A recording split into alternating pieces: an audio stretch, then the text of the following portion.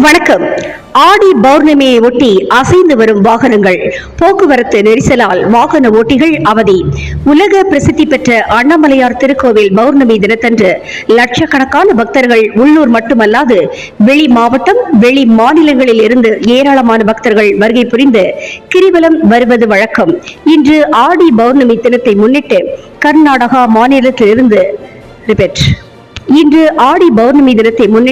கர்நாடகா மாநிலத்திலிருந்து திரளான பக்தர்கள் திருவண்ணாமலைக்கு வருகை புரிந்ததால் செங்கம் சாலையில் சுமார் 20 கிலோமீட்டருக்கு மேல் போக்குவரத்து நெரிசல் ஏற்பட்டது.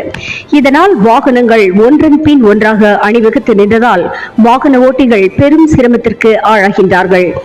செங்கம் இருவழிச்சாலையை 4 வழிச்சாலையாக மாற்றினால் மட்டுமே இதுபோன்ற விழா காலங்களில் போக்குவரத்து நெரிசல் குறையும் என்று வாகன ஓட்டிகள் எதிர்பார்க்கின்றார்கள்.